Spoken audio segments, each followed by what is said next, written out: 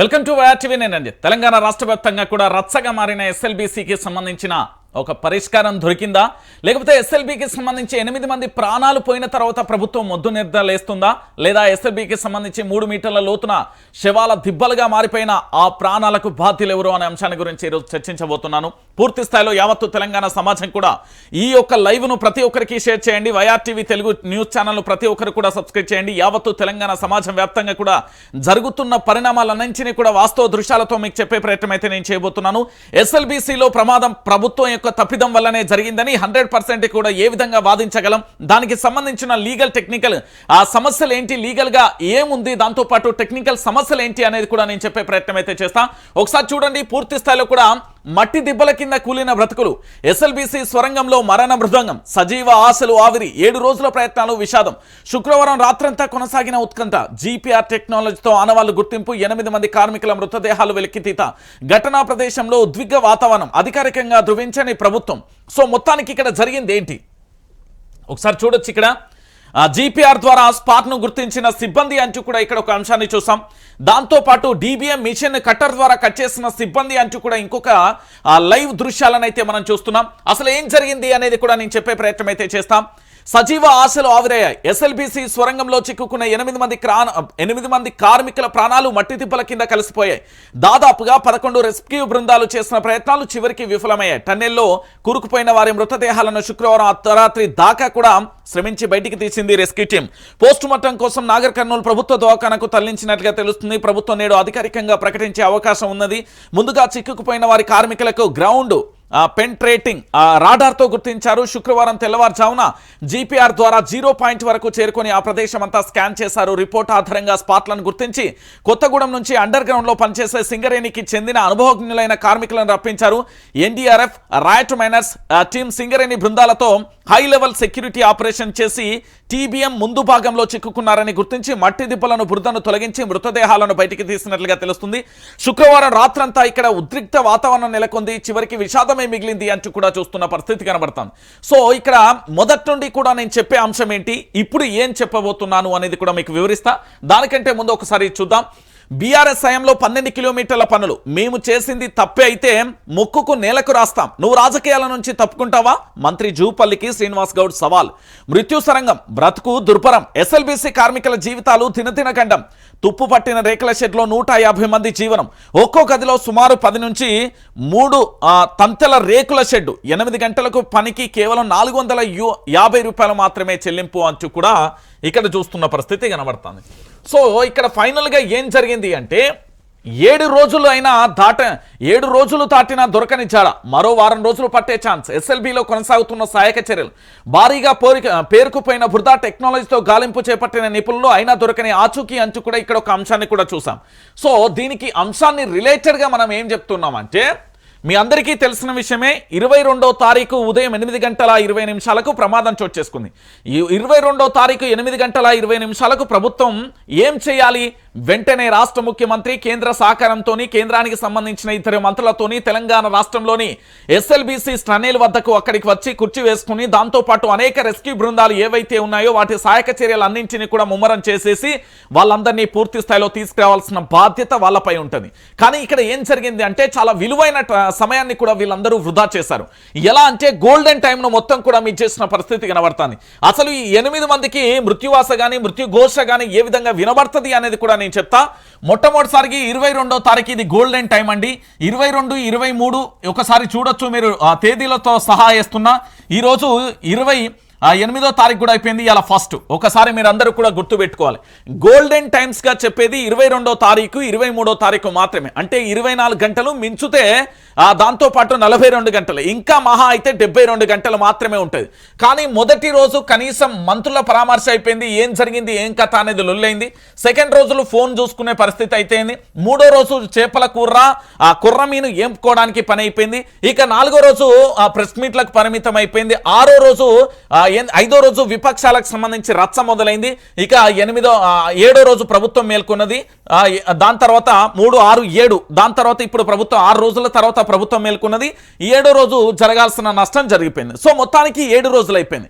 ఇక్కడ విషయం ఏంది అంటే 22వ తారీఖు చాలా గోల్డెన్ టైం. 8 మంది కార్మికులు చిక్కుకున్నప్పుడు సహాయక బృందాలకు సంబంధించి ఇటు కేంద్రం నుండి పూర్తి స్థాయిలో సపోర్ట్ తీసుకొని రాష్ట్ర ముఖ్యమంత్రి అక్కడికి చేరుకొని స్వయాన అక్కడ కుర్చీ వేసుకొని పూర్తి స్థాయిలో కూర్చుంటే వాస్తవాలు యావత్తు తెలంగాణ సమాజానికి కూడా తెలిసాయి. కానీ ఇక్కడ వాస్తవం ఏంటి అంటే రాష్ట్ర ప్రభుత్వం నిమ్మకు నీరెత్తినట్టుగా వ్యవహరించడమే కాకుండా మన రాష్ట్ర ముఖ్యమంత్రి యనుమల రేవంత్ రెడ్డి ఏం చేశారయ్యా అంటే యనుమల రేవంత్ రెడ్డి పూర్తి స్థాయిలో కూడా చేసిన అంశం ఏంటంటే ఇక్కడ జరుగుతున్న విషయాలన్నింటినీ కూడా పక్కన పెట్టి రాష్ట్ర ముఖ్యమంత్రి చేసింది ఏంటి అంటే ఎమ్మెల్సీ ఎన్నికల ప్రచారానికి పోవడం, దాంతో పాటుగా మంత్రులందరూ పోనీ అక్కడ ఉన్నారంటే కేవలం ఉత్తమ్ కుమార్ రెడ్డి మినహా ఎక్కడ కూడా ఎవరు కనిపించిన పరిస్థితి లేదు. దాంతో పాటు జూపల్లి రావడం పోవడం జరిగింది. ఇక కోమరెడ్డి క్రికెట్ మ్యాచ్ అంతా అయిపోయిన తర్వాత వచ్చిపోయిన పరిస్థితి కనబడుతుంది. 8 మంది ప్రాణాలను బలి తీసింది రాష్ట్ర ప్రభుత్వం. దీన్ని అవునంటారా కాదంటారా? అవుననే అనాలి. ఎట్లా అంటే ఇక్కడ పూర్తి స్థాయిలో 8 మందికి సంబంధించి అక్కడ ప్రమాదం ముందే జరుగుతుందని గత ముఖ్యమంత్రి కల్వకుంట్ల చంద్రశేఖరరావు చాలా ఘంటాపదంగా చెప్పిండు. వారితో పాటు ఇంకొక విషయం ఏంటంటే ముందు ప్రమాదం పొంచి ఉన్నది అని అధికారులకు కూడా తెలుసు అంటూ కార్మికులు చెప్తున్న పరిస్థితి కనబడుతుంది. ఇంకొక బాధాకరమైన విషయం ఏంటంటే ఈ 8 మంది కార్మికులతో పాటుగా ఇప్పుడు పనిచేస్తున్న కార్మికులందరూ కూడా మేము వాపస్ తిరిగి వెళ్తామంటూ కూడా వాళ్ళు కేవలం మాకు బస్సు ఛార్జీలు ఇవ్వండి చాలు అంటూ కూడా చెప్తున్న పరిస్థితి. అంటే ప్రాణానికి మించిన అంశం ఇంకొకటి ఉండదు అనేది మనందరికీ తెలిసిన విషయం. సో ఇంత జరుగుతున్నప్పటికీ కూడా తెలంగాణ రాష్ట్ర వ్యాప్తంగా ఇంత రచ్చ జరుగుతూ ఉంటే పాపం ముఖ్యమంత్రి ఇప్పటికీ కూడా ఎంత అమాయకంగా ఉంటాడు అంటే ఆయనకు ఏమీ తెలియని పరిస్థితి కనబడుతుంది. తెలంగాణలో 8 మంది ప్రాణాలు పూర్తి స్థాయిలో పోతున్నాయి రాయ్యా పోయినాయి రాయ్యా అని చెప్తే కూడా పట్టించుకోలేదు. గోల్డెన్ టైం అయిన 22వ తారీఖు 23వ తారీఖు 24వ తారీఖును వృధా చేసిలు. ఇక 25, 26, 27, 28కి సంబంధించి పూర్తి స్థాయిలో కూడా వీళ్ళు చేసిన అంశాన్ని చెప్తున్నా. ఎందుకంటే 27వ తారీఖును నేను 22, 23, 24, 25, 27, 28 ఎందుకు పక్కన పెట్టినా అంటే ఈ రోజు పూర్తి స్థాయిలో కొర్రమీను చేపల కొరకే వేయింది కాబట్టి దాన్ని పక్కకు పెట్టాల్సి వచ్చింది. సో పూర్తిగా కూడా ఇక్కడ జరిగిన అంశం ఏంటంటే తెలంగాణ రాష్ట్ర వ్యాప్తంగా కూడా ఎస్ఎల్బీసీలో మరణ బృందంగం ఏ విధంగా మోగింది, ఎస్ఎల్బీసీకి సంబంధించి ప్రభుత్వం తప్పుదం వల్లనే జరిగింది అని చెప్పడానికి సజీవమైన సాక్ష్యాలు ఇక్కడ ఉన్నాయి. ఎందుకంటే ఇక్కడ సంబంధించి డిబిఎం మిషన్ కట్టర్కు సంబంధించి మొదటి రోజే ఈ పని చేస్తే ఈ 8 మందిని మనం కాపాడుకున్నాం అనేది మొదటి వాదన. ఇంకొక అంశం ఏంటంటే అల్లావుద్దీన్ ఇచ్చిన స్టేట్మెంట్ను కనుక మనం పూర్తి స్థాయిలో పరిగణలోకి తీసుకుంటే అల్లావుద్దీన్ ఇచ్చిన స్టేట్మెంట్లో దాదాపుగా 3 కిలోమీటర్లు మేము పరిగెత్తాం, 3 కిలోమీటర్లకు సంబంధించి ఒక్క క్షణం ఆలస్యమైనా ఒక సెకండ్ ఆలస్యమైనా కూడా మేము ప్రాణాలను కోల్పోయే వాళ్ళం అంటే ఇక్కడ పూర్తి స్థాయిలో కూడా మనం నిన్న కూడా చూస్తాం. ఏదైతే వాళ్ళకు సంబంధించి స్వరంగ మార్గం ఇట్లుంటే ఇటు సైడు పూర్తి స్థాయిలో ఎత్తుగా ఉంటుంది, ఇటు డౌన్ గా ఉంటది. అలాంటిది ఇక్కడ ప్రమాదం జరిగినప్పుడు ఈ పైకి దాదాపుగా 3 కిలోమీటర్ల మేర నీరు బురద వచ్చింది అంటే అది ఎంత తీవ్రతతోనే జరిగింది అనేది ఒకసారి తెలంగాణ ప్రాంత ప్రజలందరూ కూడా ఆలోచించాల్సిన విషయం. ఇక్కడ జరుగుతున్న ఎపిసోడ్లలో చాలా క్లియర్ కట్ గా మనందరం కూడా ఆలోచించాల్సిన విషయం ఏంటంటే స్వరంగం తప్పిదం జరిగినప్పుడు అధికారులు ముందస్తు జాగ్రత్తలు తీసుకోకపోవడం వల్లనే ఇలాంటి భారీ తప్పిదం జరిగింది అనేది మొదటి అంశం. అంటే స్వరంగానికి సంబంధించి కాంట్రాక్టు సంస్థ ఏదైతే ఉందో దాని యొక్క నిర్లక్ష్యం వల్లనే 8 మంది ప్రాణాలు బలికొన్నాయి. ఇంకోటి 8 మంది ప్రాణాలు అక్కడ చిక్కుకున్నప్పుడు పూర్తి స్థాయిలో కూడా ఈ 8 మందికి సంబంధించి కాపాడాల్సిన ప్రభుత్వం కూడా నిర్లక్ష్యం వహించింది. దాంతో పాటు ఇతర రాష్ట్రాలు అంటే అది ఇతర రాష్ట్రాలకు సంబంధించి పూర్తి స్థాయిలో వ్యక్తులందరూ కూడా ఏ విధంగా ఆందోళన వ్యక్తం చేశారు, ఎట్లా జరిగింది అనేది కూడా మనం చూసాం. సో మొత్తానికి ఇక్కడ జరుగుతున్న ఎపిసోడ్ ఏంటి అంటే ఇక్కడ స్వరంగానికి సంబంధించి 8 మంది ప్రాణాలను పుట్టన పెట్టుకున్నది కాంగ్రెస్ ప్రభుత్వం. ఇది వాస్తవం. 8 మంది ప్రాణాలకు సంబంధించి పూర్తి స్థాయిలో కూడా జీవితాలను ఆగం చేసింది కాంగ్రెస్ ప్రభుత్వం. ఇది నిజం. ఎన్నికల ప్రచారాలే ముద్దు, 8 మంది ప్రాణాలు వద్దు, ఎస్ఎల్బీసీ కాదురా నాయన, ఎమ్మెల్సీ ఎన్నికలరా దేవుడా అన్నట్టుగా వీళ్ళ ప్రచారం కొనసాగింది. ఇది చాలా బాధాకరమైన విషయం, ఇది చాలా ఘోరమైన విషయం అనేది కూడా తెలంగాణ యావత్తు సమాజం కూడా ఆలోచించాలి. ఎందుకంటే ప్రభుత్వాలు కేవలం ఓటు బ్యాంకు రాజకీయాల కోసం మాత్రమే పనిచేస్తున్నాయి, వాళ్ళ యొక్క రాజకీయ పబ్బం కోసం మాత్రమే పనిచేస్తున్నాయి అని చెప్పడానికి ఇదొక నిలువెత్తు సాక్ష్యం. ఇకనైనా తెలంగాణ సమాజం మారుతుందా? 8 మంది ప్రాణాలను పొట్టన పెట్టుకున్న కాంగ్రెస్ ప్రభుత్వం కూడా ఆ ప్రభుత్వాన్ని నెత్తిన పెట్టుకొని ఊరేగుతారా, లేకపోతే ఏం చేస్తారో ప్రజలారా మీ ఇష్టం. ఎందుకు నేను ఈ విషయాన్ని చెప్తున్నా అంటే ఈ ప్రభుత్వం అడుగడుగున నిర్లక్ష్యంతో పూర్తి స్థాయిలో దుర్భరమైన జీవితాలను ఎదుర్కొంటున్న పరిస్థితి కనబడుతుంది. ఇప్పటికే నాకున్న సమాచారం ప్రకారం పూర్తి స్థాయిలో కూడా శవాలను గుర్తుపట్టలేని పరిస్థితులలో ఉన్నాయి, బురద కింద 3 మీటర్ల దూరంలో ఉన్నాయంటూ కూడా నాకు విశ్వసనీయ వర్గాల నుంచి అందిన సమాచారం. సో పూర్తి స్థాయిలో కూడా స్వరంగం తప్పిదం మాత్రం ప్రభుత్వం మీద నెట్టేద్దామంటే బేజాబ్తుగా ప్రభుత్వం తప్పిదమే అని చెప్పొచ్చు. ఎందుకంటే కాంట్రాక్టు సంస్థ యొక్క నిర్లక్ష్యం 50% అయితే ప్రభుత్వం యొక్క నిర్లక్ష్యం 50% ఉన్నది. సో ఈ రెండింటి వల్ల పూర్తి స్థాయిలో కూడా జరిగిన ఈ ప్రమాదాన్ని ఎట్లా చూద్దాం అనేది కూడా ఒకసారి మనందరికి కూడా ఆలోచించాలి. నేను మళ్ళీ చెప్తున్నా, తెలంగాణ ప్రాంత బిడ్డలారా, ఈ రోజు మట్టి దిబ్బల కింద కూలిన బ్రతుకులైన రేపు మన బతుకులు కూడా మట్టి పిల్లల్లా మారిపోతాయి అనే విషయాన్ని కూడా మీరు అందరూ కూడా గుర్తుపెట్టుకోవాలి. నేను మళ్ళీ చెప్తున్నా, 8 మంది జీవితాలు ఆగమైపోయిన పరిస్థితి కనబడింది. భవిష్యత్తులో మన బ్రతుకులు ఎట్లుంటే ఏంటి అనేది కూడా మనం ఒకసారి ఆలోచించండి. దయచేసి ఇక్కడ జరిగిన తప్పిదాన్ని రాష్ట్ర ముఖ్యమంత్రి గారికి బాధ్యత రాహిత్యం వల్లనే ఇంత ఘోరమైన పరిస్థితిని ఎదుర్కొన్నాం. మరి రాష్ట్ర ముఖ్యమంత్రి రాజీనామా చేస్తాడా లేకపోతే రాజీనామా చేయకుండా అట్లనే ఉంటాడా అనేది కూడా మనం వేచి చూడాల్సిన పరిస్థితి కనబడుతుంది. సో మొత్తానికి మట్టి దిబ్బల కింద కూలిన బ్రతుకులకు సంబంధించి ఎస్ఎల్బి సరంగంలో దాదాపుగా 8 మంది ఇంకా ప్రాణాలతోని ఉన్నారు అంటే లేరు అనే చెప్పొచ్చు. ఎందుకంటే 3 మీటర్ల కింద మొత్తం గుర్తుపట్టలేని పరిస్థితులలో ఉన్నాయనేది విశ్వసనీయ వర్గాల సమాచారం ఒకవైపు అయితే, దాంతోపాటు అల్లావుద్దీన్ ఇచ్చిన స్టేట్మెంట్ అది వాస్తవం అనేది మరోవైపు కూడా చోటు చేసుకున్న పరిస్థితి కనబడుతుంది. ఇది క్లియర్ కట్ గా కూడా మీ అందరికీ అర్థమైపోయిన పరిస్థితి కనబడుతుంది. ఇక ఇంకొక వైపు మన ముఖ్యమంత్రి యనుమల రేవంత్ రెడ్డి గారికి సంబంధించి చూద్దాం.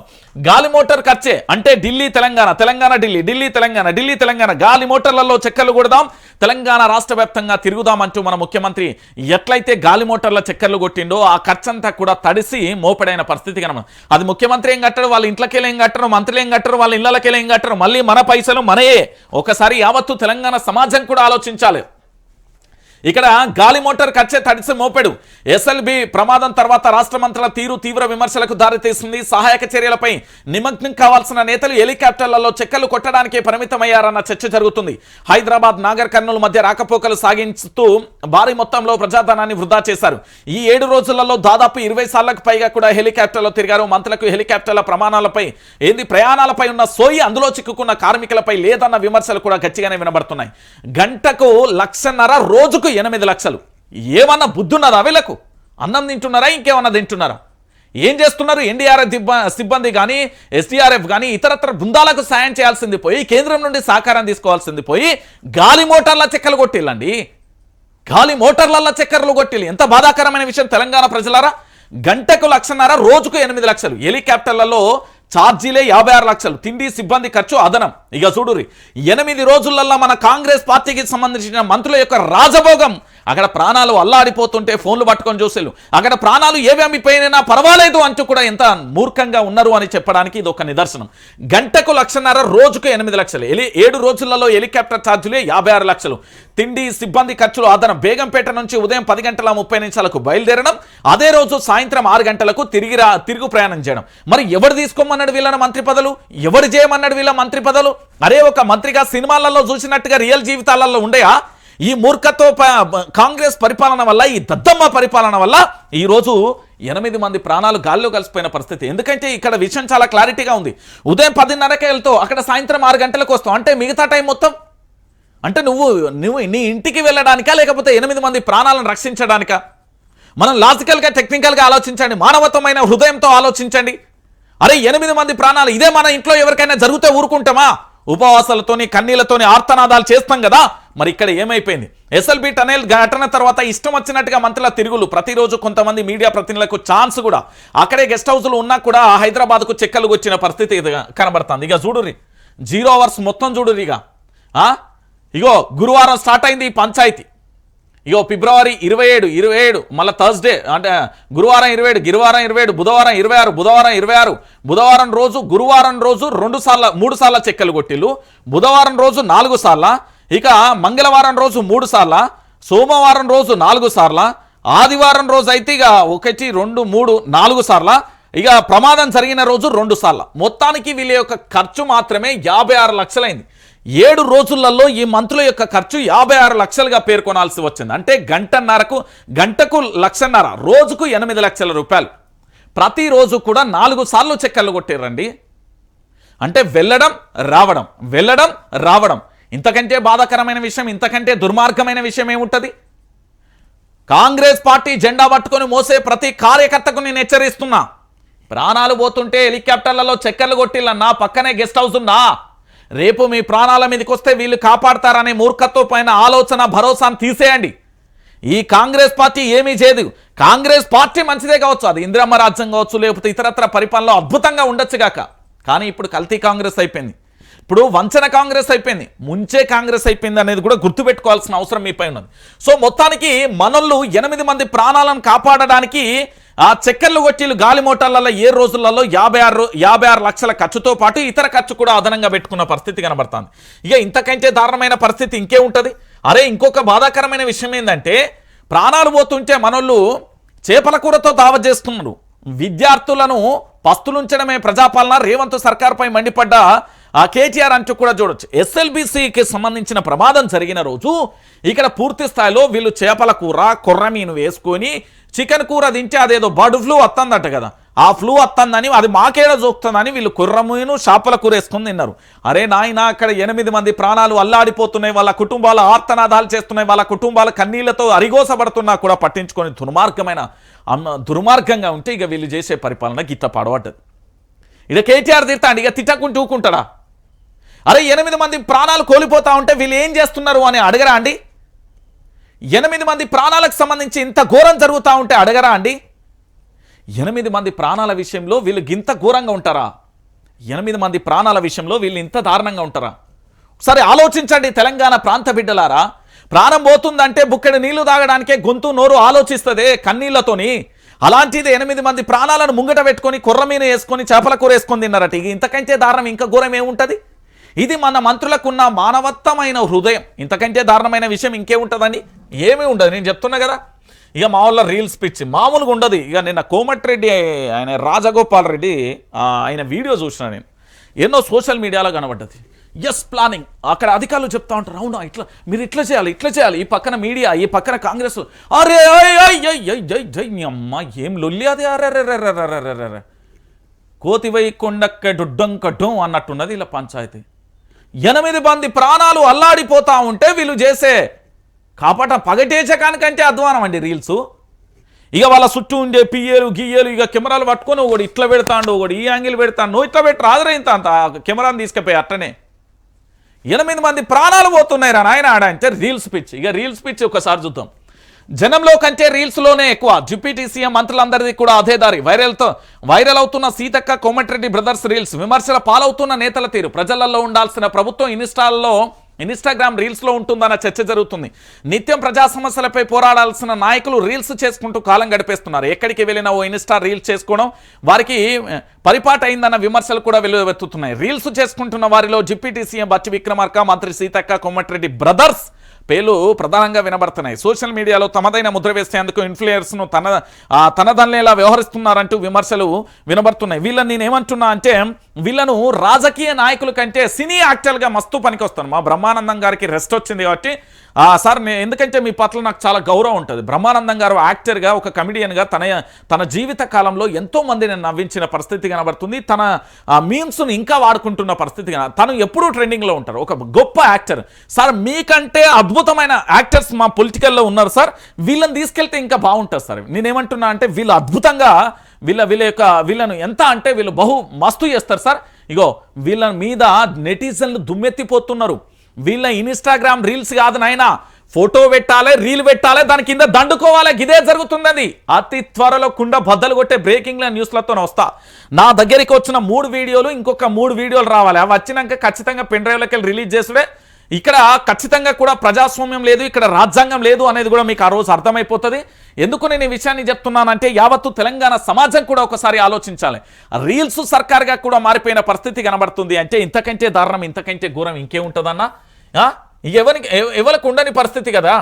ఇక దాంతోపాటు మా రేవంత్ అన్న నీకు మళ్ళీ చెప్తున్నా, బొట్టు పెట్టి చెప్పాలన్నా, హారతి ఇచ్చి చెప్పాలన్నా, ఏం చేయాలనో నాకు అర్థమైతే లేదు. కానీ నీ పేరు మర్చిపోవడం కాదు, నీ వెనక కుట్ర జరుగుతుంది అని తెలుసుకో. మొన్నటికి మొన్న ఏంది రేవంత్ రెడ్డికి మరో అవమానం, పేరు తప్పు చెప్పిన రాజ్నాథ్ సింగ్, సీఎం పేరు మర్చిపోయిన యాంకర్ అంటూ కూడా చూడొచ్చు. మన తెలంగాణ రాష్ట్ర గౌరవ ముఖ్యమంత్రి సీఎం గారు అన్నారు. తెలుసా అన్న, ఇన్నావా అనుమతి? నీ వెనుక అక్కడ యాంకర్ అయినా ఇంకెవరైనా కనీసం స్పృహ ఉంటుంది కదా. నీ నచ్చిన ప్రోగ్రామ్ ఏంది, ఈ రాష్ట్ర ముఖ్యమంత్రి ఎవరు, ఇక్కడికి వస్తున్న గెస్ట్లు ఎవరు, వాళ్ళ గురించి ఏం చెప్పాలి అన్న కనీసం సోయి ఉంటుంది కదా అన్న. నీ మీద కుట్ర జరుగుతుంది తెలుసుకోరేమంతన్నా అంటే నా మీద కేసులు పెడితే ఏమైంది? ఇలా జనం మొత్తం నీ పరువు దిత్తాలు, నీ ఇజ్జత్ మొత్తం పోతుంది. నేను తెలంగాణ భాషలో నేను చెప్తున్నా, ఇది నాదైతే ఇంటి భాష నేను చెప్తున్నా. ఇజ్జత్ మొత్తం దిత్తాలి నీది. నీ మంత్రులు నీ ఎమ్మెల్యేలు కలిసి మొత్తం పూర్తి స్థాయిలో కూడా కుట్రలు చేస్తున్న పరిస్థితి కనబడుతుంది. రేవంత్ రెడ్డి పేరు ఇది ఎన్నోసారి మర్చిపోయి తెలుసా? ఒక అట్లా ఒకటి, ఒక రెండు, ఒక మూడు, ఒక నాలుగు, ఒక ఐదు, నువ్వు ఉన్న 2028 వరకు ఎక్కాలని చదువుకోవాలన్నా 20 ఎక్కం దాకానే కాదన్నా 100 ఎక్కం దాకా నువ్వు చదవాల్సిందే. 1000 ఎక్కాల దాకా చదివినా ఆశ్చర్యం లేదు. ఎందుకు అంటే నీ వెనక కుట్రలు కుతంత్రాలు భారీగా జరుగుతున్నాయి. సీఎం పేరు మర్చిపోతున్నారు అంటే ఎంత అహంకారం వాళ్ళకు. రాజ్నాథ్ సింగ్, ఆఖరికి రాజ్నాథ్ సింగ్ కూడా మర్చిపోయింది అన్న, కేంద్ర రక్షణ శాఖ మంత్రి. ఇక ఆలోచించుకోరు మీరే. రేవంత్ అన్న 3 రంగుల జెండా బట్టి సింహమోలే కదిలిన అని పాటేసుకున్నావు కదా, నీ పేరు మర్సుడేమో మాగ జిందగీ అన్నట్టుగా మారిపోయింది. నీ పేరు ఎవ్వరికి సోయింటలేదు. ఇక దీంతో పాటు ఇంకొక అంశాన్ని కూడా చూడండి. ముఖ్యమంత్రిని మా మాట ఎవరు వింటలేరు. నాకు మస్తు అసంతృప్తి ఉన్నది. పొద్దుగాల రమ్మంటే సాయంత్రం దాకా వస్తలేరు. నేను ఢిల్లీకి పోతే ఎంపీలు హైదరాబాద్ వస్తున్నారు, హైదరాబాద్ వస్తే వాళ్ళు ఢిల్లీకి పోతున్నారు. మంచి చెవిలో చెప్పుర్రు, ఆ చెడు మైక్లో చెప్తుర్రు. ఇట్లయితే మనం ఫెయిల్ అవుతాం. పీసీసీ విస్తృత స్థాయి సమావేశంలో సీఎం రేవంత్ అంటూ కూడా చెప్పిన పరిస్థితి కనబడతాను. నేను మొదటి రోజే చెప్పిన, నేనేమని చెప్పినా అంటే, నువ్వు ముఖ్యమంత్రి అయినవు, ఎవరు త్రూ అయినవు? తెలంగాణ రాష్ట్ర వ్యాప్తంగా ఉన్న ప్రశ్నించే గొంతుకల వల్ల అయినవు. నువ్వేం చేసినావు? రాగానే ఓ జర్నలిస్టును దాన్ని ఎత్తివి, ఇంకో జర్నలిస్టును కేసులు పెడితే, ఇంకో జర్నలిస్టును లోపటేసే ప్రయత్నం చేస్తుంది. ఆఖరికి నన్ను చిత్రహింసలు పెడదాం అనుకున్నారు. పాపం ఊరికే పోదు కదా, కాలం ఉత్తగానే కాలానికి కూడా సరైన సమాధానం చెప్తుంది కదా. అల్టిమేట్గా జరిగింది గిదే రేవంత్ అన్న. నువ్వు ఎవరినైతే ఈ సృష్టి ధర్మాన్ని తప్పి నీ ధర్మాన్ని పాటిస్తావో అప్పుడు ఖచ్చితంగా కూడా ప్రజలందరికీ, నీ ధర్మం అయితే అది మళ్ళీ కూడా సత్యమేవ జయతి కాదు, నీ అధర్మాన్ని పాటిస్తావో అప్పుడు ధర్మం ఖచ్చితంగా నిలుస్తుంది. ఏమైపోయింది ఇలా తెలంగాణలో శుల్కన అయిపోయినాను. నీ పార్టీలో అయితే అసలు నేను దేక్తనే లేరు. నేను చెప్తున్నా కదా, అసలు దేక్తలేరు. నీ గురించి ఎంత ఘోరంగా మాట్లాడుకుంటావు తెలుసా? ఈ చెవులలో గిడ చెయ్యి ఇట్లా పెడితే రక్త చుక్కలు ఇట్లా గారుతాయి. అంత దారుణంగా ఉన్నది నీ పరిస్థితి. నీకు అర్థమవుతుందో లేదో కానీ నాకున్న సోర్స్ కాదు, నేను డైరెక్ట్గా విన్నా. నీకు ఎవరు చెప్తుండో ఆ లత్తకొరు ముచ్చట్లంతా బేవర్స్గాలు నీ చుట్టూన్న బ్యాచ్నంతా పక్కన పెట్టుకో. ఇప్పటికైనా బాగుపడు. ఏంది అంటే ముఖ్యమంత్రిని నీ మాట ఎవరు వింటారు అంటే నీ మాట ఎవడు వినే స్థితిలో లేడాడా, వినరు కూడా. నువ్వు ముఖ్యమంత్రి అనే విషయాన్ని మర్చిపోయావు. నువ్వు ముఖ్యమంత్రి అయితే నీ దాకా ఎందుకు అవుతావు? నీ దాకా ఎందుకు వస్తుంది అంటనా ఈ పంచాయతీ? ఇదంతా రాదు కదా. ఇదంతా వస్తే బాగానే ఉండు, అదంతా రాదు కదా. నేను చెప్తున్నా కదా, ఇంకేముంటుంది? ఇక చూడు, కరెంట్ కట్టకట్ట ఏమైపోయిందన్నా తెలంగాణ. ఏ దిక్కు చూసినా కనబడేది ఒకటే అంశం అన్న. ఏం అంశం అన్నా? తెలంగాణ రాష్ట్ర వ్యాప్తంగా దిక్కులన్నీ బిక్కటిల్లేలా కనిపించే అంశం ఒకటి. రైతుకు సంబంధించి నీళ్లుండయి, రైతుకు సంబంధించి కరెంటు ఉండదు, రైతుకు సంబంధించి రుణమాఫీ ఉండదు, రైతుకు సంబంధించి రైతు భరోసా ఉండదు, రైతుకు సంబంధించి రైతు రుణమాఫీ ఉండదు, రైతుకు సంబంధించి రైతు బీమా ఉండదు, రైతుకు సంబంధించి మద్దతు ధర ఉండదు, రైతుకు సంబంధించి 500 బోనస్ ఉండదు. నీ ప్రభుత్వం ఏంది అంటే ఇది కాకా వికలమైన ప్రభుత్వం. ఇక్కడ ఏమున్నదన్నా? తెల్లారిందా కరెంటు కట్టు, కరెంటుకు కటకటే, వేసవికి ముందే విద్యుత్ సంక్షోభం అంటూ చూడొచ్చు. ఇంకొక విషయం చూడు, నా పంట ఎండింది పరిహారం ఇవ్వండి. సీఎంకు కాంగ్రెస్ నేత వీడియో వినపం. ఆయన పాపం నిన్న నాకు చెప్పిండు, గానుగు పహాడ్కు గ్రామానికి సంబంధించిన ఆయన, జనగామ జిల్లా ఆయన. పాపం ఆయన బాధ అంతా ఇంత కాదు, తనకున్న 2 ఎకరాల భూమి 2 నెలల క్రితం బోరు వేసిన కొద్ది నీరు రావడంతో పొలం నాటేసిండని తెలిపింది. నీళ్ళు ఎట్లయినా వస్తాయి అనుకున్నాడట. దాదాపుగా 60,000 రూపాయలు నష్టం అయిందట. ఇక్కడ ఇదైతే ఘోరమైన విషయం. ఎందుకంటే రాష్ట్ర వ్యాప్తంగా పూర్తి స్థాయిలో ఎట్లున్నది ఏం కథ అని చెప్పడానికి ఇదొక పరిస్థితి. తెలంగాణ రాష్ట్ర వ్యాప్తంగానే కాదు, ఈ హైదరాబాద్ రాజధాని హైదరాబాద్ మీద కుట్రలు కూడా జరుగుతున్నాయి. దీంట్లో పూర్తి స్థాయిలో కరెంటు కటకట వస్తుంది. అప్పుడు మన ఈ హైదరాబాద్కు సంబంధించిన వాళ్ళే రచ్చ మొదలు పెడతారు. అదే జరుగుతుంది తెలంగాణలో. గంతే, ఇంకేముంటుందండి? ఇది కాంగ్రెస్ వెత. జగిత్యాల జిల్లా సారంగపూర్, బీరువాపూర్, ధర్మపురి మండలాల్లో దాదాపు 50,000 ఎకరాలకు నీరు అందించే లక్ష్యంతో గత ప్రభుత్వం బీరంపూర్ మండలంలో 136 కోట్లతో రోలవాగు ప్రాజెక్టు 95% పూర్తి చేస్తుంది. అయితే ఇక్కడ షట్టర్ బిగించేందుకు అటవీ శాఖ అనుమతి రాకపోవడంతో 15 నెలలుగా కాంగ్రెస్ సర్కార్ చేష్టలుడిగి ఫలితంగా తూమ్ నుంచి ఎస్ఆర్ఎస్పీకి నీళ్ళన్నీ వృధాగా పోతున్నాయి. చూడు, ఇది మన రేవంత్ అన్న పాలన. మళ్ళీ దీని గురించి మనం ఏం మాట్లాడాలి చెప్పురు. ఇంతకంటే దారుణమైన ఇంకొక విషయం ఏముంటుంది? ఇంకొక విషయం ఏంటంటే, నీళ్ళ కటకట వచ్చింది, కాళేశ్వరాన్ని వినియోగించుకోరా ఆయన అంటే దాన్ని వినియోగించుకో, వేరే ప్రాజెక్టు గురించి వినియోగించాలంటే దాన్ని వినియోగించి ఏం చేయాలి చెప్పు నీ గురించి. దీంతో పాటు కోరంటీ. తెలంగాణ రాష్ట్ర వ్యాప్తంగా ఏ దవాఖానా ప్రభుత్వ దవాఖానలో అడుగు పెడుతున్నారా? డాక్టర్ల సదుపాయం లేదు, నర్సుల సదుపాయం లేదు, ఎక్విప్మెంట్ లేదు, దాంతోపాటు సరైన వసతులు లేవు. మీకు వినబడే ఉచ్చారణ కనిపించే అంశాలు ఇవే. నేను చెప్తున్నా కదా, భవిష్యత్తులో ఇలాంటి పరిస్థితి తాండవించడమే కాదు, చాలా భయంకరంగా ఉంటుంది. నేను చెప్పేది కేవలం డెమోలు మాత్రమే కాదు, ఈ తెలంగాణ రాష్ట్ర వ్యాప్తంగా ప్రాక్టికల్గా జరుగుతున్న విషయాలని చెప్తున్నా. దయచేసి తెలంగాణ సమాజాన్ని హెచ్చరిస్తున్నా, కరెంటు కట్టకట్ట నీటి గోస ఎంత దరిద్రంగా ఉంటుందంటే రానున్న నెలలో మనం భరించలేని ఊహించలేని స్థితిలో ఉంటుంది. బుక్కెడి నీళ్ల కోసం అల్లాడాల్సిన పరిస్థితి కూడా ఏర్పడుతుంది. ఇది వైఆర్టీవీకి సంబంధించి ఉత్తనే చెప్తలేను. తెలంగాణ రాష్ట్ర వ్యాప్తంగా కూడా వాస్తవాలను మీకు వివరించే ప్రయత్నంలో భాగంగా అసలు ఏం జరుగుతుంది, ఏం జరగబోతుందో కూడా చెప్పడానికి నేను చేస్తున్న ప్రయత్నం. ఇక మీ ఇష్టం.